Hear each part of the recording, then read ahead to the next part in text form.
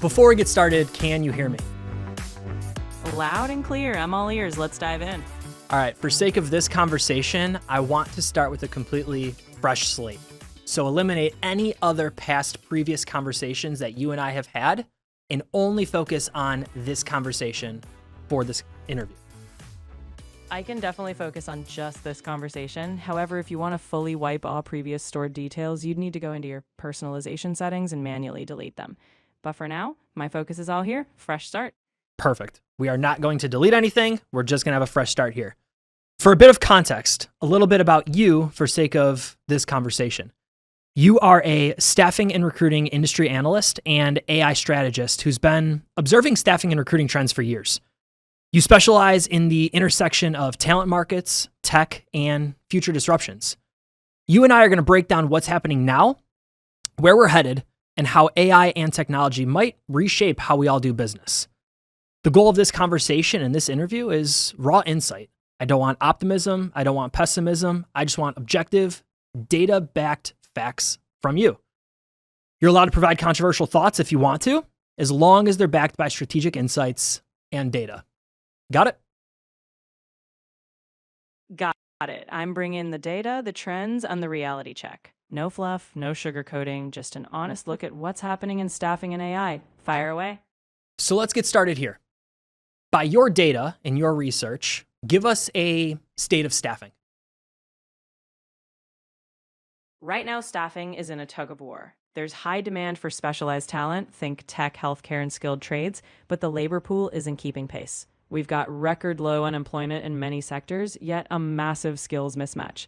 Companies are increasingly turning to AI for sourcing and screening, but so far the tech is supplementing humans, not replacing them. And don't let anyone tell you otherwise. Relationships still close the deal. But expect automation to keep creeping up the value chain. What do we do about the talent shortage? So you had articulated that there's not enough people for the jobs that we have available. That's a concern whether the staffing industry is looking for that talent or our clients are looking for that talent. What do we do about that? The short-term fix is all about upskilling and reskilling. Companies can't just keep poaching from the same talent pool. They need to invest in training pipelines, apprenticeships, and internal mobility. Long-term, though, we need policy shifts. Think immigration reform or better alignment between education and industry. In the meantime, staffing firms can differentiate themselves by acting as talent incubators, not just matchmakers. What do you mean by that? I mean, staffing firms should be more than middlemen. Instead of just placing people, they can offer skills boot camps, certifications, or partnerships with training providers. By nurturing talent, they actually expand the pool. It's proactive. Help candidates grow into roles rather than waiting for the perfect fit to magically appear. That completely shifts sort of the transactional state of the industry, right? We're no longer just putting great people to work and great opportunities. We're actually nurturing the person. We're developing the person. We're working as career coaches. Exactly. The firms that succeed long-term will shift from being just deal closers to being strategic career partners. When you help someone grow over multiple career steps, you're creating lasting trust on both sides. It's still business, but it's a relationship-driven model with real value add. So then you're proposing we focus, yes, on the transactional, fill the role now because that's how we get paid today, but also put the policies in place internally to have a system where we're developing candidates long-term. Spot on. You keep solving today's hiring gaps, but at the same time, you build a pipeline for tomorrow. Over time, this dual approach differentiates you.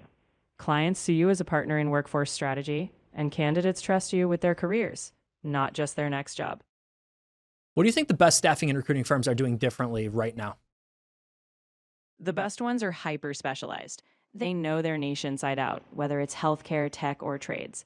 They leverage AI to handle the grunt work, like screening, so they can spend more time on relationship building. And crucially, they're transparent. Both clients and candidates know what to expect. That trust is what sets them apart in a tight market. Is it possible to be hyper niched and hyper focused in a time where there's not all available jobs in a given industry?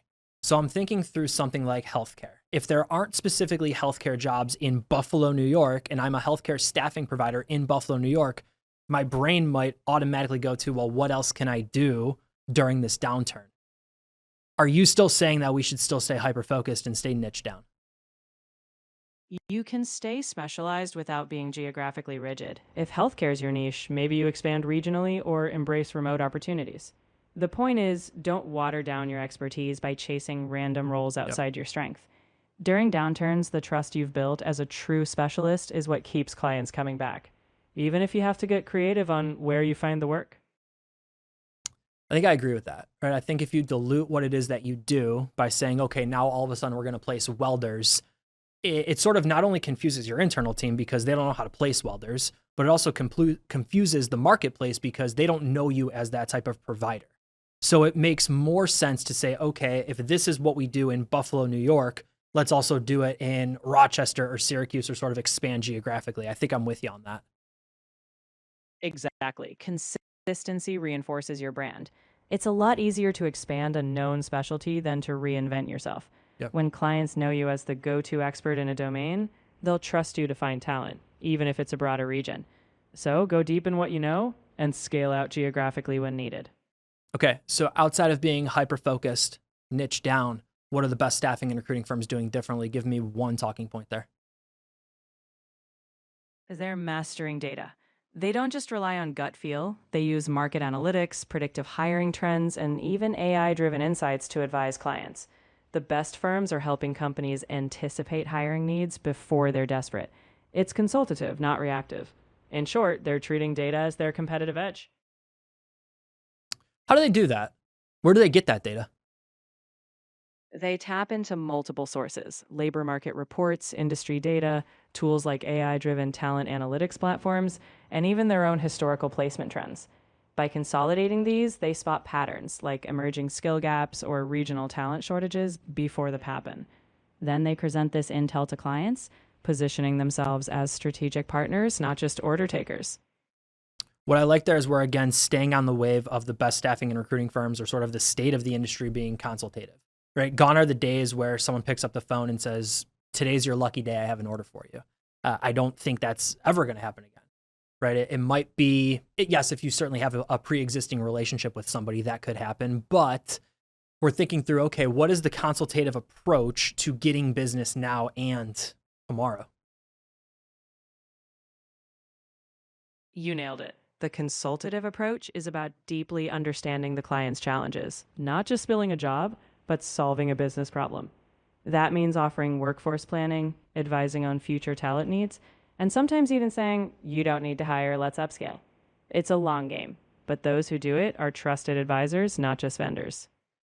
Okay, so niche down, pay attention to data, obsess over data. What else? Give me one other item that the best staffing and recruiting firms are doing differently right now. They're prioritizing candidate experience. The best firms treat candidates like customers. Personalized communication, clarity on process, and follow up even after placement. Why? Because in a talent short market, candidates have options. Firms that respect and nurture those relationships are the ones candidates and clients want to stick with. How do we, I'm with you first off, how do we personalize that experience based on certain demographics and certain, I guess, subset based on age, right? So I'm thinking through how Gen Z might want to be communicated with differently than Gen X. What do you propose we do as staffing firm owners or staffing leaders to make sure that our communication is aligned with what specific demographics want? First, you've got to actually listen, run surveys, or get feedback from candidates on how they prefer to engage. For Gen Z, maybe that means more texting, short form content, and quick updates. For Gen X, it might be more detailed emails or phone calls. The key is segmenting your approach. Once you know their preferences, you tailor your communication style accordingly. One size doesn't fit all. Make them feel seen in their own way. Yeah, I know I was talking to Leah Taniguchi from Bullhorn in a past episode, and her 2025 or her team's 2025 talent grid report said that Gen Z, I think the data set was 88% of people surveyed would rather talk to a voice agent than talk to a real person. So when you think about Gen Z, they want to have that sort of experience. Is that something that you're seeing as well? I've definitely seen similar trends. Gen Z is often more comfortable with asynchronous or tech mediated interactions. It's not that they dislike people, but they value efficiency and control over the pace. Voice agents or AI chat give them that. But critical point, when things get complex or emotional, the human touch still matters. The best firms blend both, tech for speed and convenience, humans for trust and nuance. Hey, really quick, usually this is where I talk about one of Haley Marketing Services. But today, our co-CEO David asked me to make a very specific offer exclusive to listeners of Take the Stage and Insights. Candidly, I think he's a little crazy, but here we go. He told me I could offer a $10,000 staffing website for half. That includes one of our proven starter sites, fully customized for your firm, brand new copy, our career portal software, and foundational SEO, all for 2 payments of $2,500, plus hosting and licensing. I gotta be honest, the reason he's doing this, he wants me to prove people are actually listening to this show. So if you're thinking about a new website, message me on LinkedIn and mention the crazy website promo from Take the Stage or Insights. One catch, it's limited to the first 7 staffing firms. So don't wait. All right, let's get back to the show. Do you think that's true? Does the human experience really matter in an age of speed and transparency and, I guess, as you said, controlling the pace? Does the human element really matter? Absolutely. Tech can streamline, but people still trust people, especially in high stakes decisions like careers. The human element is where empathy, nuance, and trust building happen. When the path gets unclear, career pivots, layoffs, big moves, people want to feel heard and understood. So yes, speed matters, but humanity seals the deal when it counts. So then give me sort of the perfect scenario of where tech can bring a candidate in and then where a human recruiter should step in and then take over the, I guess in finger quotes, account, but take over the process. In your mind, how do those two intersect? Tech shines at the front end, automated sourcing, initial screenings, maybe a quick AI chat to gather basic info. That's the efficiency play. But once a candidate is qualified and interested, that's where the human takes over. The recruiter steps in to discuss deeper aspirations, negotiate offers, and handle those nuanced moments.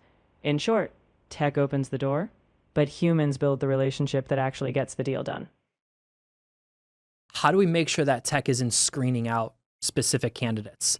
How do we make sure that if 100 people apply to a job, that the tech isn't getting in the way of, I guess, screening out good people?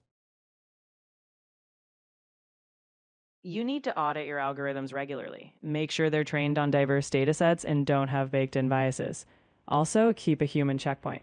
If someone's screened out, have a periodic review of those rejections. And don't overfilter. Sometimes the best candidates are unconventional.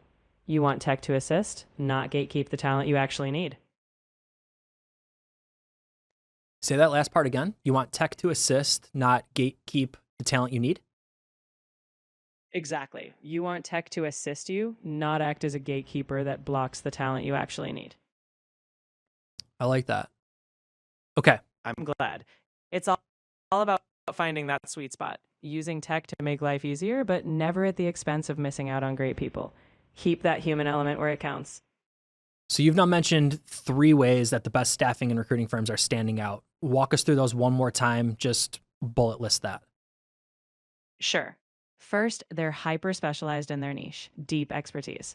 Second, they leverage data relentlessly, using market insights to guide clients. Third, they focus on candidate experience, personalizing interactions so talent feels valued. Nail those 3, and you're ahead of the pack.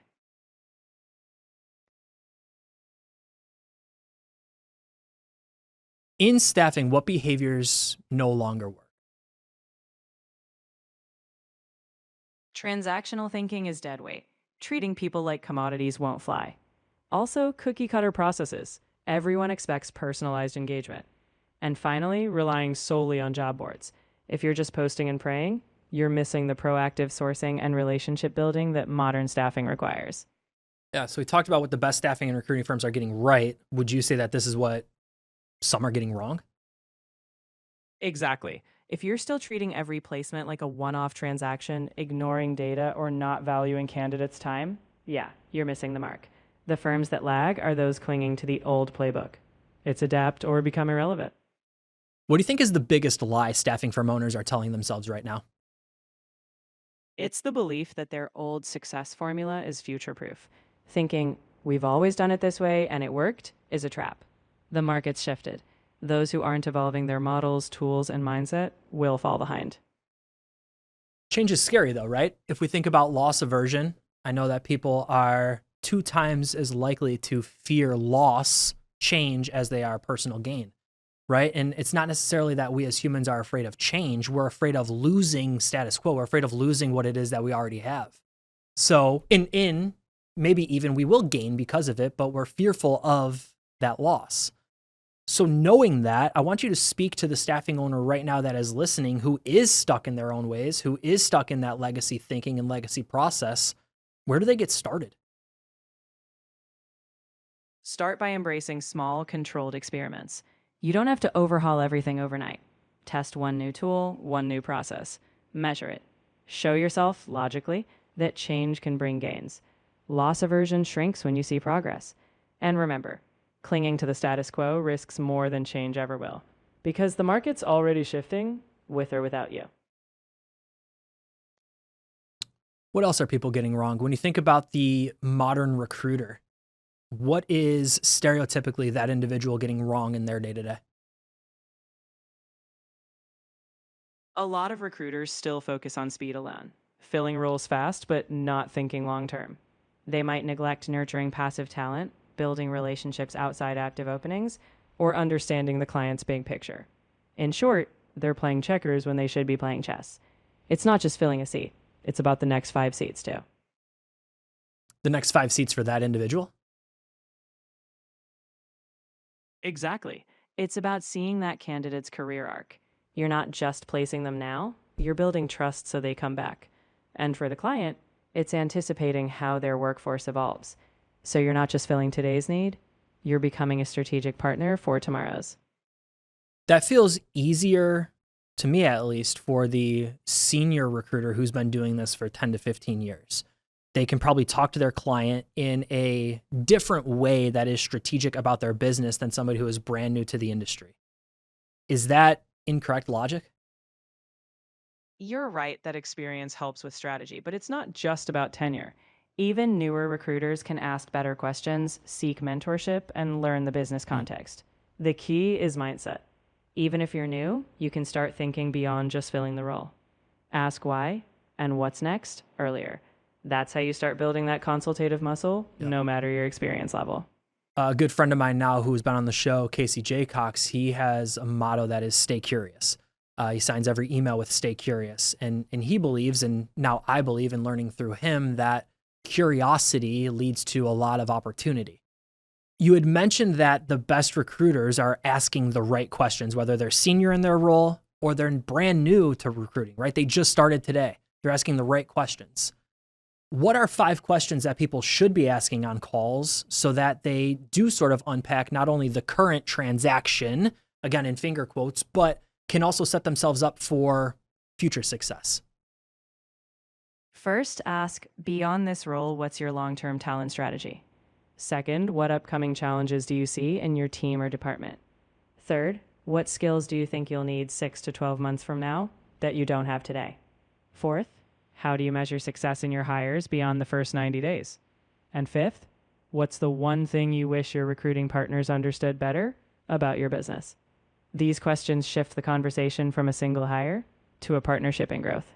So those are all pretty good, and I agree with them. Give me 3 sort of unorthodox, not off the rails types of questions, but things that people aren't already thinking about. I think the audience that listens to this show could have gotten to those 5 questions on their own. So what, again, should recruiters be asking or sales reps be asking when they talk to their clients to help set them up for success? Again, push the envelope here. All right, let's push it. 1, if you had to redesign your team from scratch, what would it look like in a year? 2, what's something you've never tried in hiring but would if you weren't constrained? And 3, if a competitor hired all your best people tomorrow, what would you do next? These spark deeper thinking, challenge assumptions, and position you as a true strategic partner. I like those. Give me 3 more. Stay on that wave. All right, let's go further. 1, what's one hire you regret not making last year and why? 2, If budget wasn't an issue, what unconventional role would you create? And 3, what's a hidden strength in your team you haven't fully leveraged yet? These push them to reflect on missed opportunities, untapped potential, and how you can help shape that next move. Now let's talk on the recruiter side of things, because I like where we're going with this question sort of scenario. If I'm talking to a candidate, what questions might I ask them to not only figure out what role they're looking for today, but maybe where they want to be in 5 to 10 years? Give me first the 3 obvious questions, and then give me 3 that are, again, unorthodox, that sort of push the envelope. The 3 obvious questions are, what's your ideal next role? Where do you see yourself in 5 years? And what motivates you in your career? Now, to push the envelope, if you could solve any problem in your industry, what would it be? What's one skill you wish you had that you've never been asked about in an interview? And if you were mentoring yourself 10 years from now, what advice would future you give current you? These deeper questions help map their long game. What's the relevance in the last question? That last one taps into their deeper self-awareness. By imagining the advice their future self would give, they reflect on growth gaps and aspirations they might not articulate otherwise. It helps you understand not just what role they want, but who they aim to become, so you can align opportunities with their future vision, not just their present goals. Okay, so we went down a path there of what the best staffing firms are doing differently. We also went down a path of what maybe some of the laggers in the industry are doing that are keeping them behind. Can you summarize sort of the state of the industry in terms of what the companies that are falling behind are doing to stay in that lane?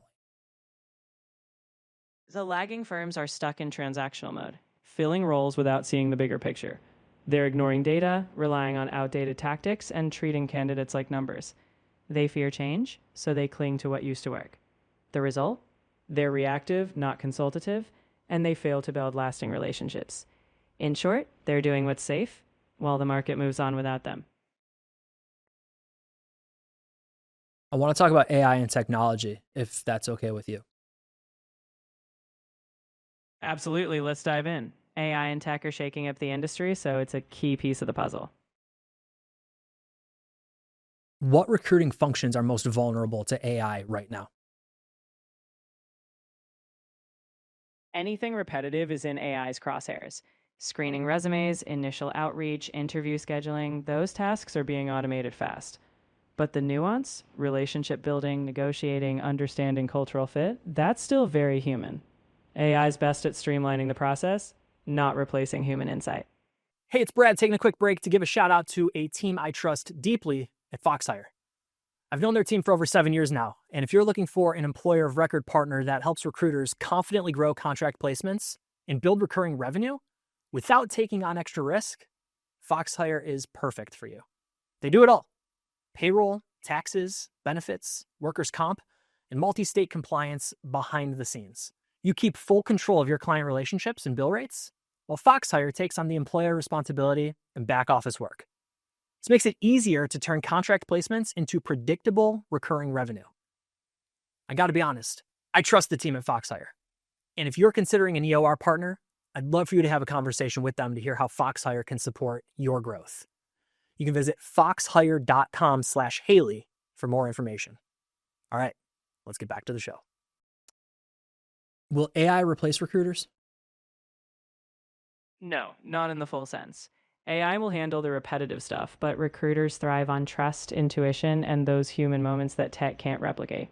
Think of AI as the assistant. It frees recruiters to focus on deeper relationships, long-term strategy, and being consultative partners. The role evolves, but it doesn't vanish. So I sort of expect you to say that, right? I think it's pretty commonplace right now where if anybody asks, will AI replace insert job here, the answer is going to be no, it will augment or improve that role. But if we just articulated that it's cutting out the sourcing, the screening, it's doing a lot of the mundane day-to-day tasks that, candidly, probably make up 75% of the recruiter's day-to-day right now, how is that not going to replace them? Fair push. It's true, AI will carve out a big chunk of what recruiters do now. But the part it won't replace is the human judgment, emotional intelligence, and the consultative relationships. So, yes, the day to day changes dramatically. But recruiters who shift their focus to being true advisors, navigating complex hires, coaching clients, and engaging talent at a deeper level, they're the ones who stick around and thrive. So it changes the role in the sense of let's cut out all of the mundane task work and focus more on the relationship. How can I, by offloading all of that, let's say 30 hours a week, right? If we're talking about 75% of the day to day, and then free up time to now have 30 hours more of conversations with candidates and potential applicants? Is that what we're getting at? Exactly. By cutting out the repetitive grind, you unlock time for those meaningful conversations, deep dives with candidates on aspirations, advising clients on workforce strategy, and nurturing long term relationships. It shifts you from task executor to trusted partner, which is where recruiters can offer the most lasting value. Who are we going to talk to though? If we started this conversation and we said that there's a labor shortage and we already know that it's hard to find talent, who are we going to be having those conversations with? Now, and if I can back up, I don't disagree. I think the mundane day-to-day work is going the way of the dodo bird too. Right? I see it in my own day-to-day in terms of what I can use a tool like ChatGPT for. I can use some other AI alongside what it is that I'm doing. But who are we going to be talking to? How do I free up that time? And again, I want you to think about the owner who's listening right now saying, okay, if I'm going to buy into AI is disrupting this industry, what the heck are my team of recruiters going to do all day? What they'll do is shift from chasing the next resume to building talent ecosystems. They'll proactively nurture passive talent, engage in community building, and partner closely with clients on long term workforce planning. Instead of just filling a role, they'll be helping companies future proof their talent pipelines and helping candidates map meaningful career paths. In short, they're talking to both sides, not just about today's job, but tomorrow's opportunities, being the trusted guide in a rapidly changing market. Do you also see, and I know we just said that it's not going to replace the recruiter, but from the organizational standpoint, do you see in the future the best staffing and recruiting firms being a little bit leaner, having less recruiters, less salespeople, but maybe 10xing their output because of the AI tools that they have in their arsenal? Yes, I do. The firms that fully embrace AI will likely run leaner but more impactful teams. They'll need fewer people doing manual tasks and more people focused on high value consultative work. That means each recruiter can deliver more, manage broader pipelines, and have deeper client relationships. So, yes, fewer but more strategic people driving outsized results. What else should we know about AI as it relates to staffing and recruiting right now? What aren't we talking about? We should talk about ethics. AI can inadvertently introduce bias if we're not careful. If we lean too heavily on algorithms without oversight, we risk amplifying inequalities. So the conversation isn't just about efficiency, it's about responsible AI, making sure it's transparent, fair, and always paired with human judgment. It's not just what AI can do, but how we use it ethically. I think that's fair. And I think if we're integrating with tech partners, it's making sure that they're also operating ethically. And I would assume most want to operate ethically, but making sure that they have the systems in place that are checking AI output, I would completely agree with. What else, though? What questions are we not asking right now in terms of how AI is going to disrupt this industry? We're not asking enough about candidate experience in an AI driven world. Will automated processes feel cold or impersonal if overdone? We should be asking how to keep empathy and personalization intact as AI scales. Also, we need to ask how we reskill recruiters themselves. Yeah. If the role is changing, what's the roadmap to upskill them into these more strategic advisors? These are the gaps we need to address now.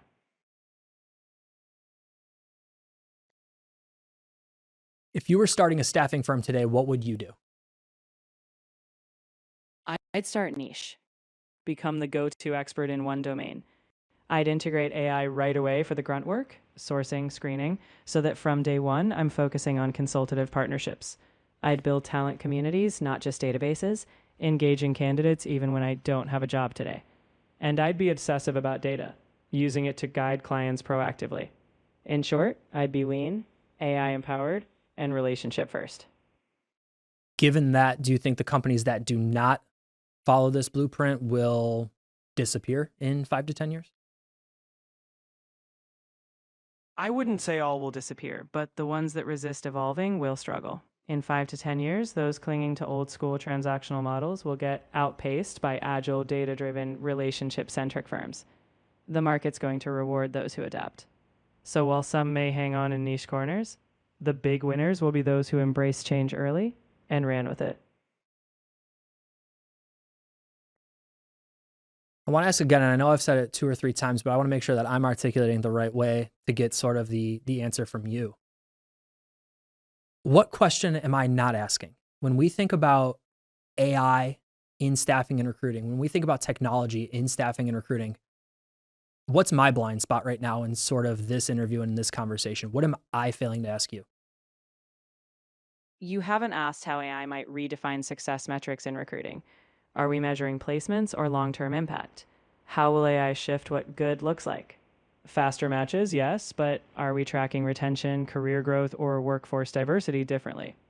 AI will change not just how we recruit, but how we define success. In the long run, that's the blind spot worth exploring. I want you to put yourself in the shoes of the staffing owner listening right now. 5 years from now, what advice do you wish they had taken seriously that they didn't at the time? I'd tell them, I wish you'd taken the human AI partnership seriously earlier. You waited too long to integrate tech and upskill your team. By the time you fully embraced change, your competitors were already consultative partners. The advice? Start early. Treat AI as a collaborator, not a threat, and invest in your people to grow into higher value roles before the market forces your hand. All right, before we get to our rapid fire round, give us the 60-second overview of this conversation. What were the biggest takeaways for the listener? First, staffing is evolving. Those who niche down, leverage data, and prioritize relationships will thrive. Second, AI is here to automate the repetitive, but it won't replace the human touch. Consultative, strategic recruiters remain critical. Third, firms that resist adapting, clinging to transactional models will fall behind. Fourth, ethics and candidate experience matter. AI must be used responsibly. Finally, the future winners will blend tech efficiency with deep human-centric partnerships. Adapt now or risk being left behind. Any questions for me? I'd ask you, what's one assumption you've held about the future of staffing that after this chat, you're willing to rethink or challenge? I'm nervous that we as humans are putting too much emphasis on personal relationships. I think that the average individual values speed over relationships. And I'm nervous that we are doubling down on relationships when speed ultimately matters. And I don't know that I fully have flushed out that take yet. It's something that I've just been thinking about recently. And I'm in a very consultative role myself, right? So I'm in an account management seat at Haley Marketing. I travel quite a bit and I talk and I educate various people throughout the industry multiple times. I believe in the value of relationships. I also am very observant to what is happening around me. And I'm nervous that we as humans are saying we value relationships as sort of the North Star, knowing darn well speed trumps relationships in a lot of situations. That's a really honest reflection. Maybe the real challenge is not pitting speed against relationships, but redefining what relationship means. Maybe it's speed with trust, quick but still personal and meaningful. So if you're rethinking that, maybe the North Star is evolving. Relationships at the speed people truly need. Hey, it's Brad taking a short break to tell you about an offer exclusive to listeners of Take the Stage. 30 minutes of strategic marketing consultation with me, completely free. Hey, whether you're looking to drive more sales or more job applications, I want to help. Visit bit.ly/stage offer. Pick a time that works best for you. That's it. Again, whether you want to drive more applications or more job orders, I want to help. That's bit.ly/stage offer. All right, let's get back to the show. Yes. Yeah, for sake of not getting too deep on that question, yes. Our 2-question rapid fire round, if you don't mind. Interested to see what you'll think of the first question. One book that has fundamentally changed your life. I'd say Thinking Fast and Slow by Daniel Kahneman. It fundamentally changed how I see human decision making, why we think the way we do, and when to trust intuition versus deliberate thought. It's a great lens for understanding people and, in turn, helping them better. So if I could be honest, I actually didn't like that book. Give me sort of the 15-second change my mind. Why should I go back and reread it? Read it not as rules, but as a mirror. It reveals when your gut is spot on and when it tricks you. If you want to get why people, including you, make odd choices sometimes, it's like a mental decoder ring. It's not perfect, but it's a toolkit for self-awareness. You might find that useful the second time around. Very good. And one piece of advice that you would give to somebody just starting in staffing and recruiting, what are you going to tell them? I'd say stay relentlessly curious. Every candidate and client has a story. Ask questions, dig deeper, and don't just match resumes, match ambitions. The more you understand their goals, the more irreplaceable you become. Curiosity is your best tool. So we'll end this one a little differently. I think that went better than I planned. When we had sat down to have a conversation with ChatGPT to sort of go through a state of the industry, I, in my brain, created this sort of arc of, okay, let's talk about where the industry started, where we're at right now, what the best do differently, what some of the people that are lagging behind are doing specifically to sort of start to get you, the listener, to think about, okay, well, what might I be doing to improve, or am I in the seat of the people falling behind so that we could have a wake-up call? I then wanted to press a little bit on AI and automation. I wanted to press on technology because I think this industry is due for some disruption. We're seeing it already. I'm seeing it very frequently. And I think having a conversation with AI about how AI is going to disrupt makes a ton of sense. I will say, in having, I don't even know how long we've been talking now, if it's 30 or 40 minutes, whatever it is, I think that dialogue went better than I expected. And I hope that you got a lot of value out of this. I hope there were some talking points that you could take back to your team and run with. And I hope, if anything, it showed you what you can do with a tool like ChatGPT when given the opportunity to do so. So, for my co-host today, ChatGPT, thanks for listening. We'll see you next time.